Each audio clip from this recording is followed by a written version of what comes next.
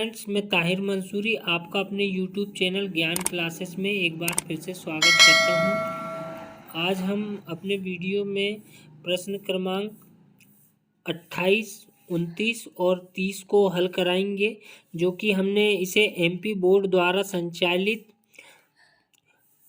प्रश्न बैंक से लिए हैं, जो 2022-23 के लिए बनाई गई है। तो आइए शुरू करते हैं। एक फर्म का औसत लाभ 66,000 रुपये है और पूंजीकरण की दर 12% है। फर्म की विविध संपत्ति और दायित्व क्रमशः 7,50,000 रुपये और 3,50,000 रुपये। ख्याति की गणना कीजिए। तो यहाँ पर जो क्रमशः का अर्थ होता है कि फर्म की जो संपत्ति है वो 7,50,000 की है और जो दायित्व है वो 3,50,000 रुपये के हैं। और ख्याति की गणना कीजिए। और यहाँ पर पूंजीकरण की दर दी गई, अर्थात इसे हमें ख्याति की जो गणना करना है वो तीसरी विधि अर्थात पूंजीकरण विधि से हल करना है। इसके पहले वाले वीडियो में भी हमने इसकी ख्याति की गणना की पूरी विधियों को बता चुका है, तो आप हमारे उन विधियों से ख्याति की गणना सीख सकते हैं। इसके बाद हम इस सवाल को हल कराएंगे। तो आइए देखते हैं कैसे हल कराएंगे। तो यहाँ पर जो हमें फर्म की विविध संपत्ति दी गई है और दायित्व दिए गए 7,50,000 और 3,50,000 के, तो उसे हमें सबसे पहले कन्वर्ट करना पड़ेगा। तो विनियोजित पूंजी का जो सूत्र रहता है वो हमें निकालना होगा। विनियोजित पूंजी ज्ञात करने के लिए हमें करना क्या होगा कि कुल संपत्ति में से चालू दायित्व घटा दिए जाते हैं। चालू दायित्व या दायित्व को घटा दिया जाता है। तो हमें यहाँ पर जो कुल संपत्ति दी गई है वो 7,50,000 रुपये दी गई है। उसमें से जो चालू दायित्व है या दायित्व है 3,50,000 रुपये के, वो घटा देंगे। तो यहाँ पर हमें जो प्राप्त होगा 3 में 7 के 4 लाख रुपए जो है वो हमारी क्या आ जाएगी, विनियोजित पूंजी आ जाएगी।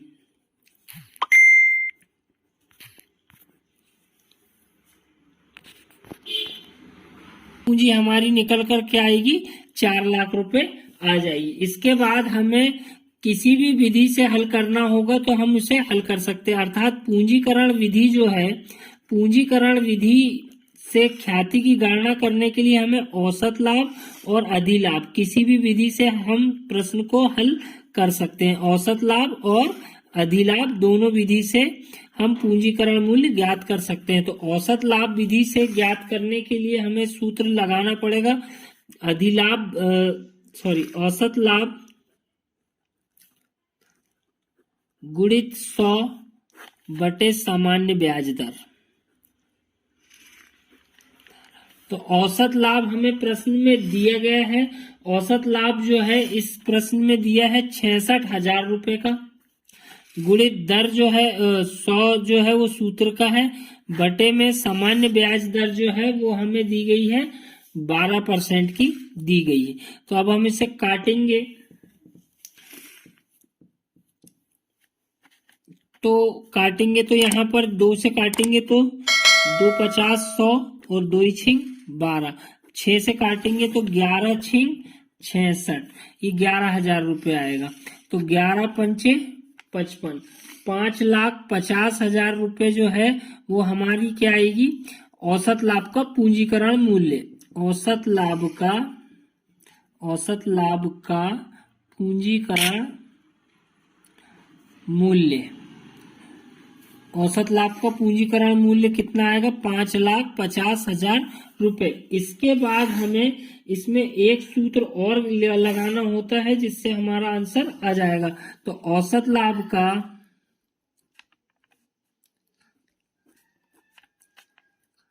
पूंजीकरण मूल्य माइनस विनियोजित पूंजी को घटा दिया जाता है। तो औसत लाभ का पूंजीकरण मूल्य 5,50,000 रुपये है। उसमें से विनियोजित पूंजी जो निकल कर आई थी वो 4 लाख थी। इस प्रकार से जो हमारा आंसर आएगा वो 1,50,000 रुपए आ जाएगा। ख्याति की गणना औसत लाभ विधि से भी होती है और अधिलाभ विधि से। कोई एक मेथड से सवाल को हल करना होगा, हम इसे अधिलाभ विधि से भी हल करके आपको बता सकते हैं, और दोनों मेथड से सवाल का आंसर बराबर आएगा। तो अधिलाभ मेथड से ज्ञात करने के लिए हमें क्या करना पड़ेगा, सबसे पहले सामान्य लाभ ज्ञात करना पड़ेगा। सामान्य लाभ के लिए जो सूत्र होता है वो होता है विनियोजित पूंजी गुणित दर बटे 100। अब विनियोजित पूंजी हमें दी गई है 4 लाख की, 4 लाख गुणित दर बराबर से 12% और बटे में 100, तो 2 शून्य के 2 शून्य, 12 चौ 48, 48,000 रुपये आएगा हमें सामान्य लाभ निकल कर आ गया है। सामान्य लाभ 48,000। अब अधिलाभ बराबर से होता है औसत लाभ माइनस सामान्य लाभ। अब औसत लाभ हमें दिया गया है 66,000, उसमें से सामान्य लाभ हम घटा देंगे 48,000, तो आएगा कितना, 18,000 रुपये जो है वो हमें अधिलाभ निकल कर आएगा। अधिलाभ कितना आएगा, 18,000। अब हमें पूंजीकरण मूल्य के अंतर्गत अधिलाभ गुणित 100 बटे सामान्य ब्याज दर, ये सूत्र लगाना होगा, सामान्य ब्याज दर। तो अधिलाभ हमें निकाल कर आया 18,000, 18,000 गुणित 100 बटे सामान्य ब्याज दर कितनी है, 12 है। तो 2 से काटेंगे तो 2 छिंग 12, 2 50 100। अब 6 से काटेंगे, 6 तिया 18, 3,000 आ जाएगा, और 5 तिया 15, 1,50,000 रुपये। इस मेथड से भी इसका आंसर आ जाएगा। तो उम्मीद करता हूँ आपको ये दोनों मेथड समझ में आ गई होगी। यदि आपको कहीं पे समझने में दिक्कत जा रही है तो आप हमें कमेंट करके बता सकते हैं, हम इसे फिर से दोबारा आपको समझा देंगे। इसके बाद हम अगले सवाल की ओर चलते हैं। 29वां सवाल जो है, एक फर्म की पूंजी 6 लाख रुपए है, फर्म का औसत लाभ 60,000 है, ऐसे व्यापार में 7.5% आय अपेक्षित है। अधिलाभ के पूंजीकरण मूल्य के आधार पर ख्याति की का मूल्य ज्ञात कीजिए। तो अब यहाँ पर पूंजीकरण विधि से ही हल करना है, तो कोई भी एक मेथड जो जिस प्रकार से हमने पिछला सवाल करे उसी में से कोई एक मेथड से सवाल को हल कर सकते हैं। लेकिन इसमें अधिलाभ के पूंजीकरण मूल्य के आधार पर ख्याति की गणना बोला है, तो अधिलाभ विधि के लिए हमें सबसे पहले क्या करना पड़ता है, अधिलाभ के लिए हमें सामान्य लाभ की गणना करनी होती है। तो सामान्य लाभ का जो सूत्र है वो क्या है, विनियोजित पूंजी गुणित दर बटे 100। अब यहाँ पर विनियोजित पूंजी हमें दी है निकली निकलाई, जो फर्म की पूंजी 6 लाख रुपए है वही हमारी विनियोजित पूंजी होगी। तो 6 लाख गुणित दर जो है हमें दी गई है 7.5, 7.5 बटे 100। अब ये दशमलव हटाना है तो नीचे एक शून्य भी लगाकर ये पूरा 75 हो जाएगा, और ये जो है 3 शून्य हो जाएंगे। तो यहाँ पर डायरेक्ट 75 में 6 का गुणा कर दो, तो यहाँ पर 2 शून्य के 2 शून्य लगा दिए हैं, 6 पंचे 30 और 6 सत्ते 42 और 3 45। इस प्रकार से 45,000 रुपये जो है ये हमारा क्या जाएगा, सामान्य लाभ निकल कर आ जाएगा। सामान्य लाभ 45,000। अब हमें एक सूत्र और लगाना पड़ता है, अधिलाभ बराबर से औसत लाभ माइनस सामान्य लाभ। तो औसत लाभ जो है हमें कितना दिया गया है सवाल में, औसत लाभ जो है वो 60,000 रुपये का दिया गया है, उसमें से सामान्य लाभ हमने निकाला है 45,000 रुपये, वो घटा देंगे तो 15,000 जो है वो क्या आ गया हमारा अधिलाभ। अब इसके बाद पूंजीकरण विधि के लिए ज्ञात करने को बोला है, तो पूंजीकरण विधि में हमारा सूत्र क्या हो जाता है, अधिलाभ गुणित 100 बटे सामान्य ब्याज दर। तो अधिलाभ जो दिया गया है हमें 15,000 रुपये निकाले हैं जो, और ये 100 का गुणा किया जाएगा जो सूत्र में दी गया है, और सामान्य ब्याज दर जो है वो 5 दी गई है। अब यहाँ दशमलव ये वाला हटाने के लिए ऊपर एक शून्य लगाना होगा, तो ये पूरा पूरा 75 हो जाएगा और ये 1000 हो जाएगा। तो 25 से काटेंगे तो 25 दिया 75 और 25 चौ 100, एक शून्य का एक शून्य, 3 एक कम 3 और 3 5 15, 5000 रुपये ये आएगा। और 5 चौ 20, 3 शून्य ये और 1 शून्य ये और 5 चौ 20 का शून्य। तो ये इस प्रकार से जो है इसका आंसर आ जाएगा 2 लाख रुपए होगा। तो ये यहाँ पर हमारा अधिलाभ विधि से ज्ञात करने को बोलेगा तो इस प्रकार से सवाल को हल किया जाएगा। और औसत लाभ से बोलेगा तो पिछले सवाल में हमने औसत लाभ विधि भी आप लोगों को बता दी है। तो उम्मीद करता हूँ आपको ये सवाल भी समझ में आ गया होगा। इसके बाद हम इसका अंतिम सवाल भी अभी हल करा दे रहे हैं, तो आइए देखते हैं अंतिम सवाल को। इसके बाद हमारा अंतिम सवाल है इस चैप्टर का, बसंत और विष्णु निम्नलिखित चिट्ठा है। तो प्रैक्टिकल क्रमांक 30 में जो दिया गया है, दायित्व दिए गए हैं, राशि दी गई, संपत्ति और राशि, नीचे की समायोजन प्रविष्टि देख लें।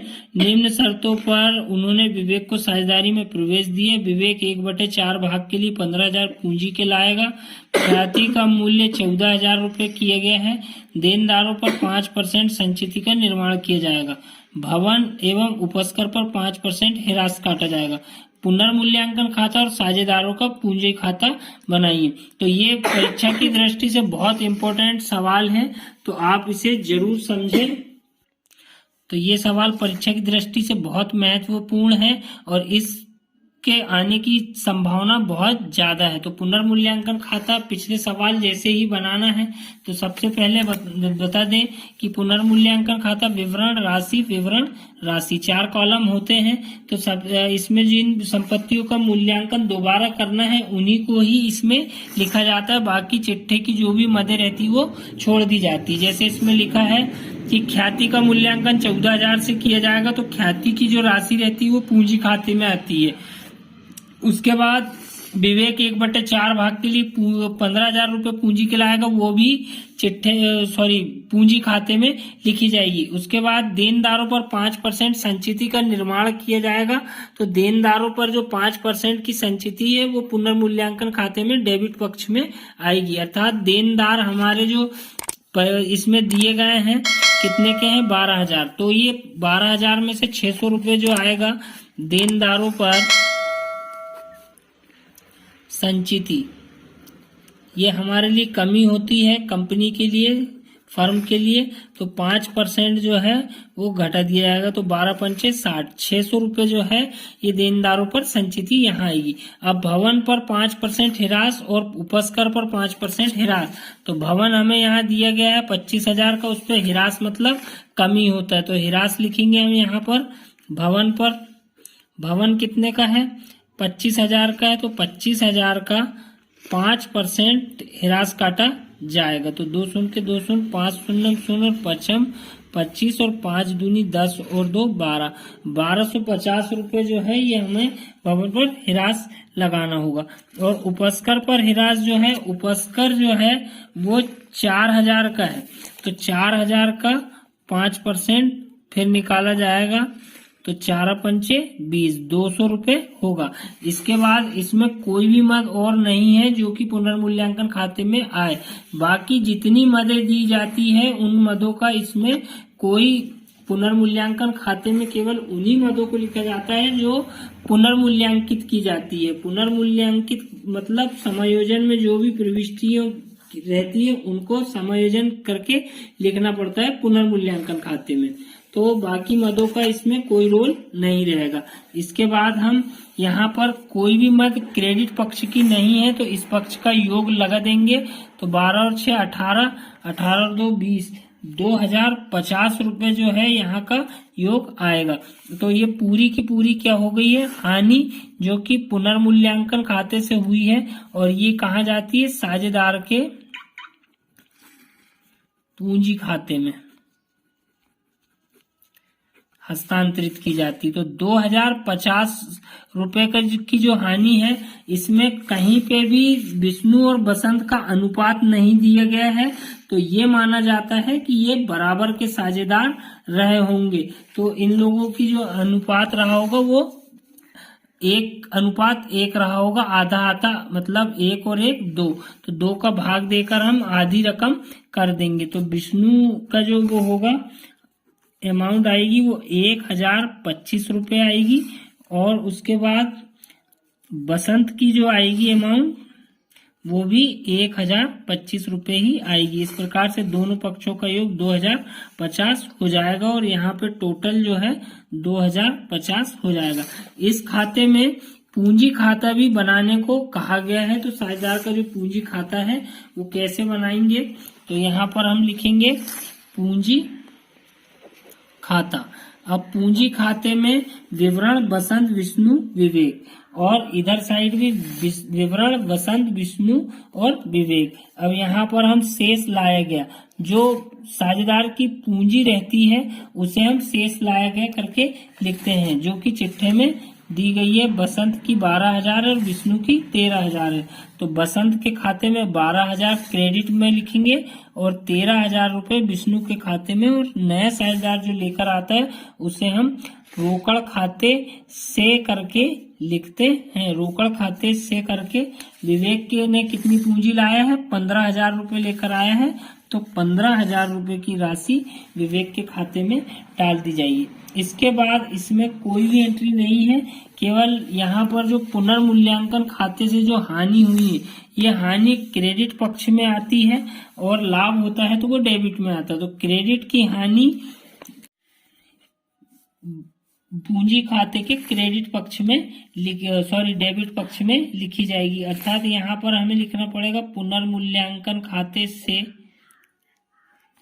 तो बसंत को जो हानि हुई थी वो 1025 रुपये की हुई थी, और विष्णु को भी जो हानि हुई थी वो 1025। विवेक को कोई हानि नहीं हुई थी क्योंकि वह नया साझेदार है। इसके बाद ख्याति का मूल्यांकन भी किया जाएगा इसमें। तो ख्याति खाते से जो नया साझेदार ख्याति लेकर आया है 14,000 रुपये, वो भी बांटी जाएगी। तो ख्याति जो है ये भी पुराने साझेदार को पुराने अनुपात में, अर्थात विष्णु बसंत को मिलेगी 7,000 और विष्णु को भी 7,000 रुपये मिलेगी। विवेक द्वारा तो लाई गई है, तो वो ख्याति का लेखा उसके खाते में नहीं किया जाएगा।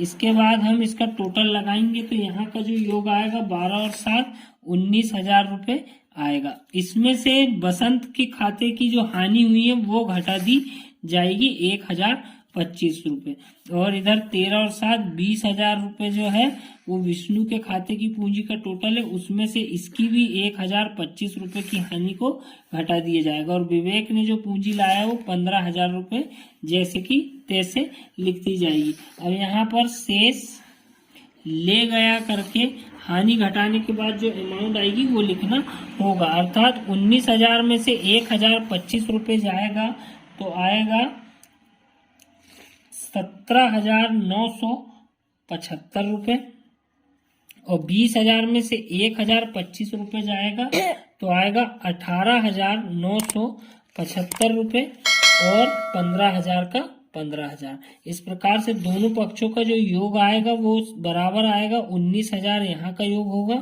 20,000 इधर का योग होगा, और 15,000 इधर का योग होगा विवेक के।